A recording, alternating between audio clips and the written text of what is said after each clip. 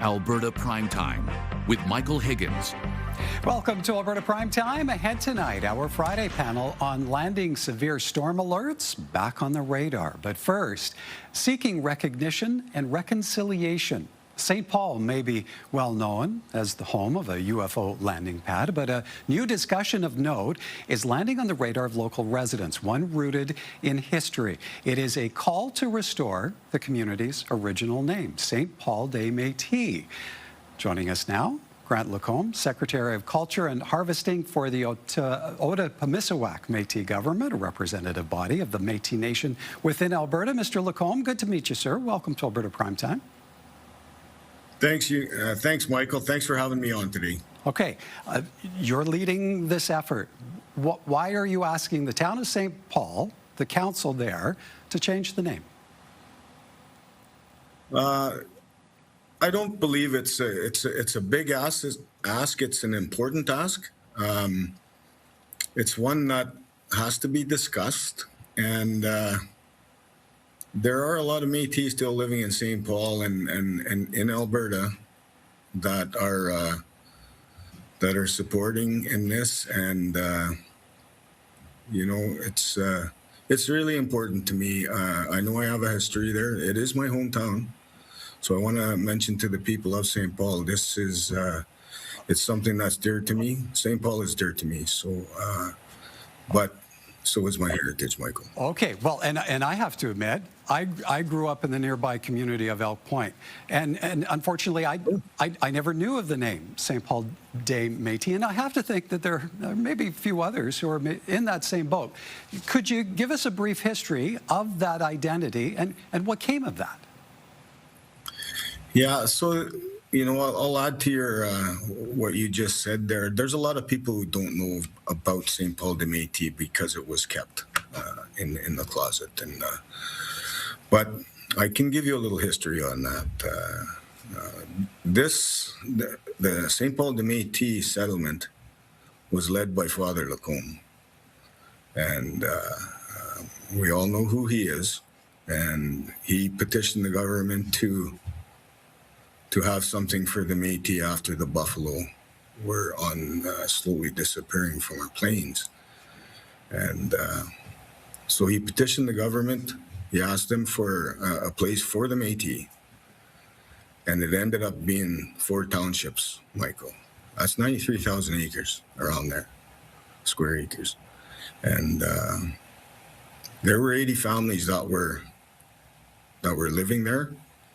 They were succeeding, and that was in 1896 and up to 1909,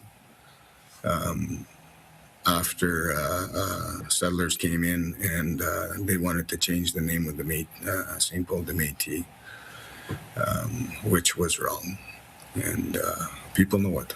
So if you need to know more than that, I can go a little more. But well, and I think that as a community, it was maybe incorporated then into the 1900s, correct? Yeah, correct. Yeah. Okay, so after so many years, what brings your request to the forefront now? That request has always been, when I grew up, that's always been discussion in my family and my relatives. Root families. I don't come in here just as the Garnos. I come in here as a root family and my history. I know my history of my hometown, and that conversation's never left. And I did contact the district of St. Paul Cold Lake Métis District for their view on it, and that was overwhelming. Yes. And that was brought to our provincial level, to our Citizens Council, and that was an overwhelming yes. So when I have the support of a nation, that speaks for itself. Okay. Now, I understand as well. You reached out to mayor and council. That was back in May. What became of those discussions? Where do they stand? I had sent a letter to mayor and council regarding the ask, and to sit down with them That's all it was, just to sit down and talk about what I would like to see as the secretary in my portfolio.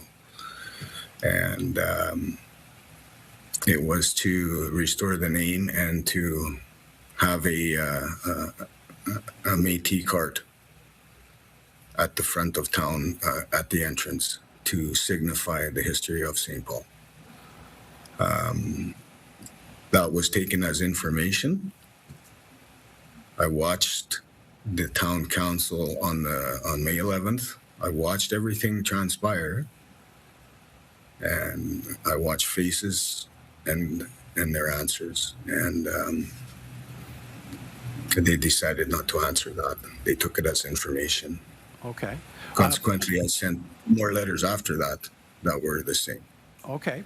We reached out to the municipality, and Chief Administrative Officer Stephen Jeffrey responded this week that the town of St. Paul would absolutely be open to meeting and discussing the initiative further, suggesting a delegation attend a future council meeting, an opportunity to learn more, work toward a common goal. How does that land with you? What do you do with that?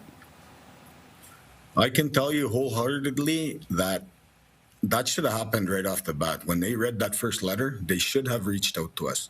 It shouldn't have taken me sending 2 more letters. Now we're to this point. It shouldn't have happened.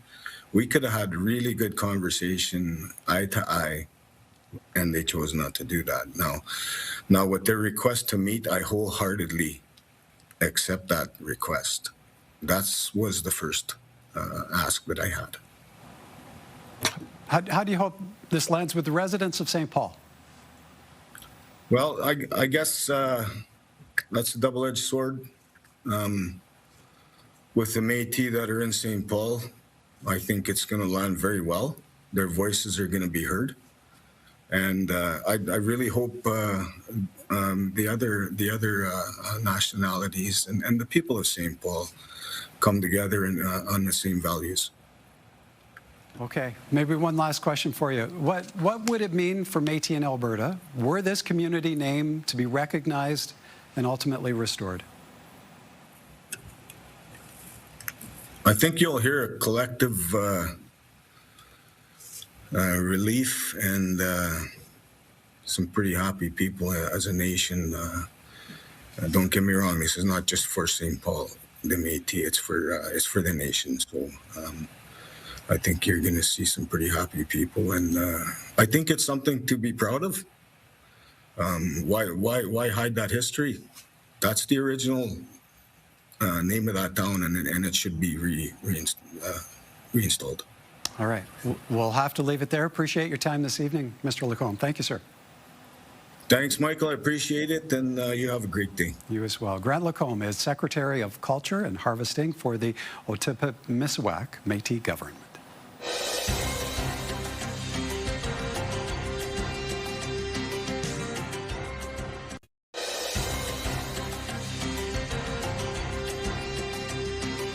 From sharpening the focus on storm alerts to mapping areas lacking local news coverage, contention over a winning Calgary Stampede 50-50 ticket, and a summer of success for movie theaters. Our Primetime This Week panel is in, and joining us this evening, Alex Boyd, Alberta-based national reporter for the Toronto Star, and Tom Keenan, professor in the School of Architecture, Planning and Landscape at the University of Calgary and the author of Technocreep. Good evening to you both. And let's begin with a shift in how Environment and Climate Change Canada is drawing our attention to the threat of severe weather, something we've become quite accustomed to this summer.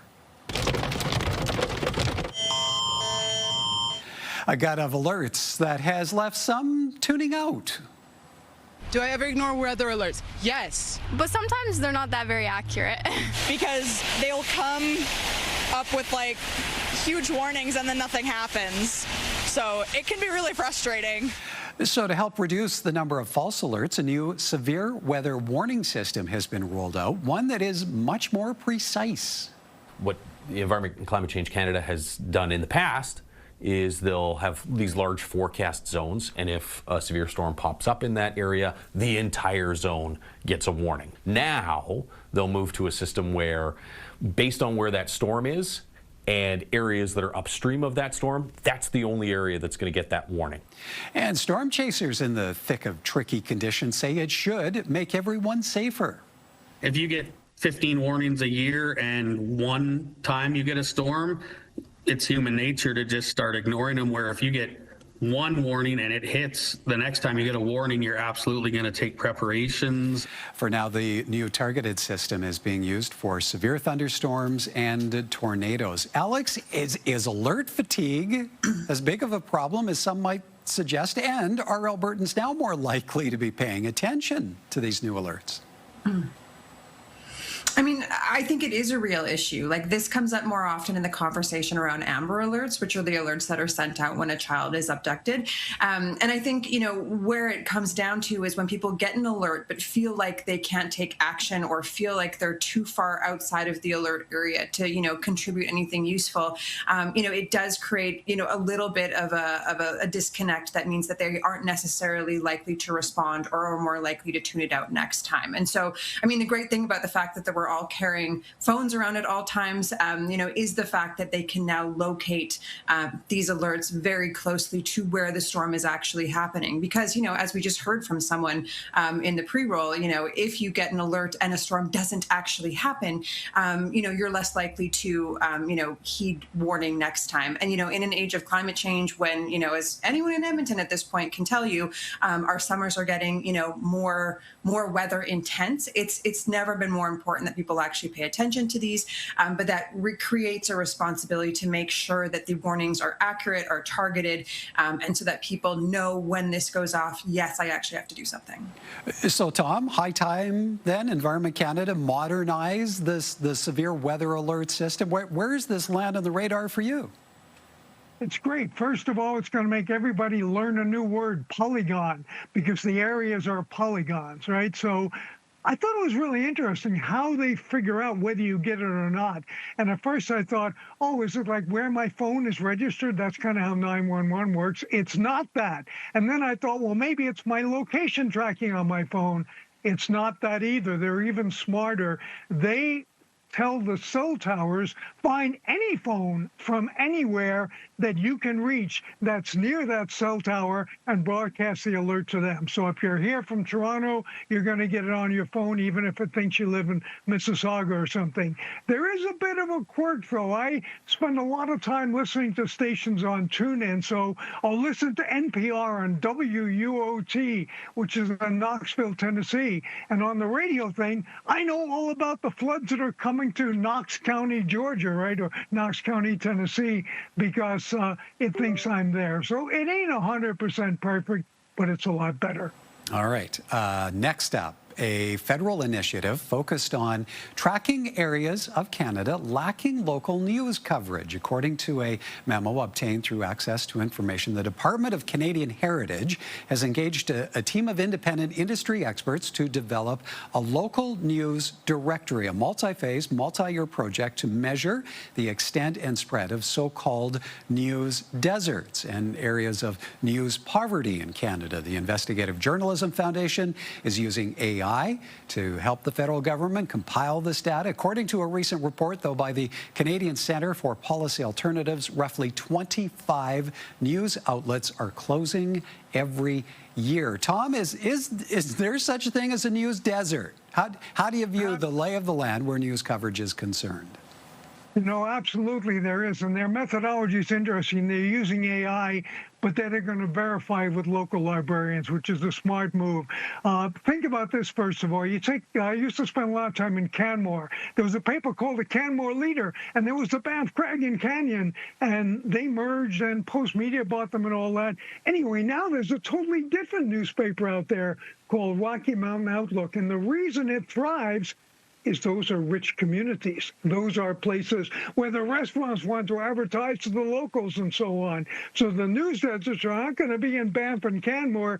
They're going to be in places, I won't name any, where people don't have the money to go out to eat. So essentially, there's a bit of an ecosystem going on here, but great story. A 25-year-old in Jasper County, Georgia, was an intern at a paper, the Monticello News. It was going to close. He bought the paper. The owner said, I want the paper to keep going. You now have a 25-year-old who's publisher, editor, ad salesman, and everything else. And that's cool. That's one busy journalist. And Alex, as a journalist yourself, what kind of picture do you think this might paint of the Canadian media landscape, and how important an exercise is this? I think it's important for people to know how much news is declining. As anyone in the industry can tell you, even in the time I've been in the industry, the number of papers, outlets, reporters, it feels like people are getting laid off every day. And I think it's important for people to know that. And I think research like this plays a role in that. Where I get a little bit nervous, or where I think this presents challenges, is the fact that it is a government-funded program that is essentially creating lists of newspapers. And, Tom mentioned the Rocky Mountain Outlook, which is a fantastic paper. It's very clear that those are, valid sources of news. But where we get hit a gray area is things like Facebook pages, Instagram meme accounts, local bloggers. I think those are going to present a challenge in terms of whether or not they make it onto kind of the official news list. And then it puts the government in the position, or researchers funded by government, of having to dictate what is news and what is not, which opens them up to concerns. I'm not saying this is what they're doing, but it opens them up to the perception that this will involve censorship, or them, deciding who is legitimate and who is not. And at a time when trust in news is far down, I worry about what sort of message that sends. Again, I'm sure they know this. I'm hoping there's a plan for that. But it'll be interesting to see how this is perceived once it's rolled out. Yeah. Good point. Okay, for us, time to take a bit of a break. But when we come back, the tussle over a winning 50-50 ticket and what's driving the big screen resurgence. More from our Primetime This Week panel in a moment.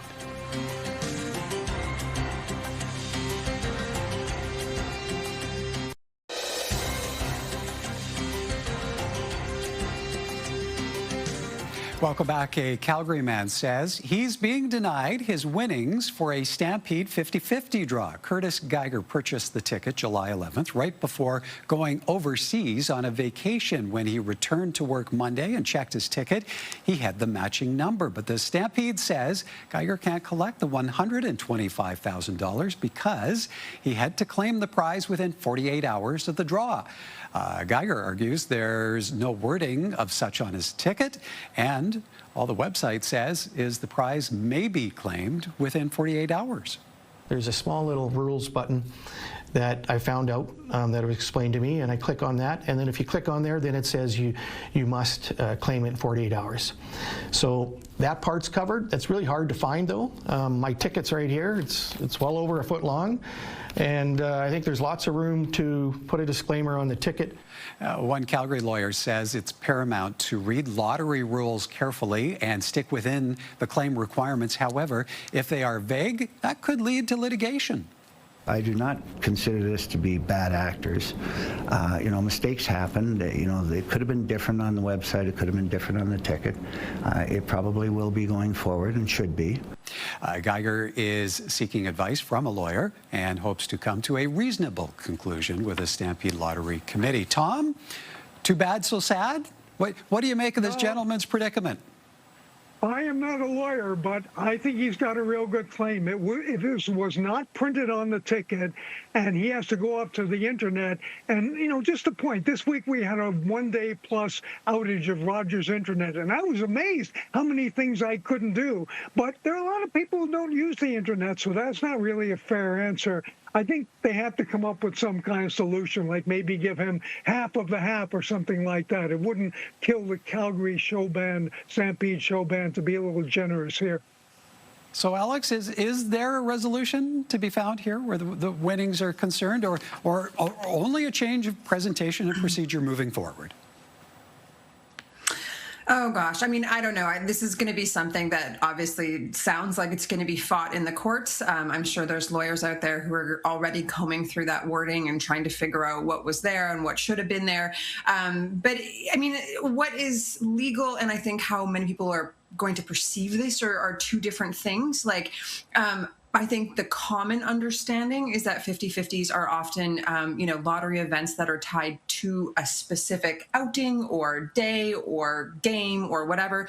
And maybe 48 hours is not a lot of time. But if I understand the timeline correctly, this guy was out of the country for like a month. So I do wonder, on the flip side of this, how long they might be expected to hold this money indefinitely. Like a month is a long time. I don't know. I think many people might have checked that sooner. Yeah, indeed. Okay, for us, one more topic, and that is blockbusters bringing Canadians to the box office this summer. I'm Spider-Man.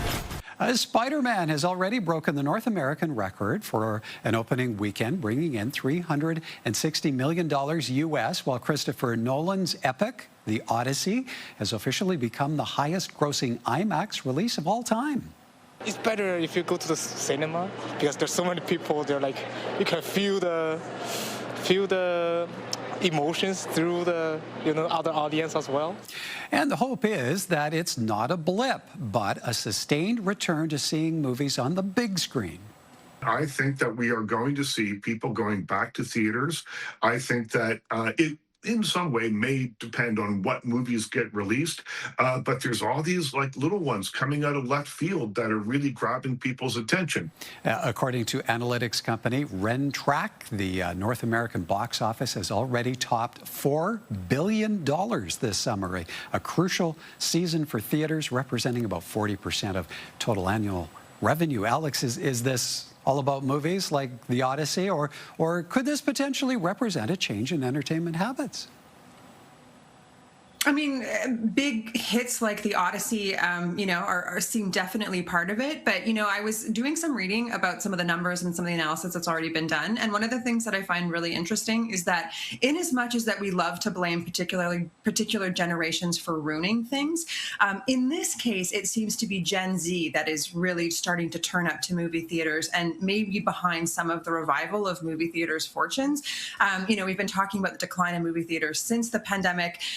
But young people seem to have realized that perhaps, watching everything on a phone screen is like actually not that pleasant. And so the fact that they are kind of open to a new experience, a new way of consuming media, it seems like a really interesting part of this. All right, Tom. So what's your read on why Canadians might be beating a path back to the nearest theater? Is going to the movies the new in thing for that, to Alex's point, the Gen Z crowd?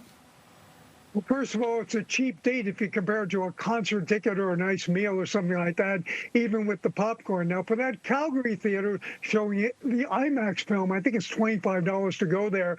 But there's only 4 theaters in Canada that can show it in the true 70mm format. And they're in, get this, Victoria, Mississauga, Regina, and Calgary. So sorry, Edmonton, the one that you see at your TELUS World of Science up there isn't the true format. So I think the point is that there's something about being overwhelmed in a theater, about having all those people gasping around you that you just cannot replicate sitting at home. Having said that, I watch most of my movies at home. A lot of us do, indeed. Okay, folks, we're out of time. We have to leave it there. Hope you have an awesome weekend. I do. Thanks, Michael.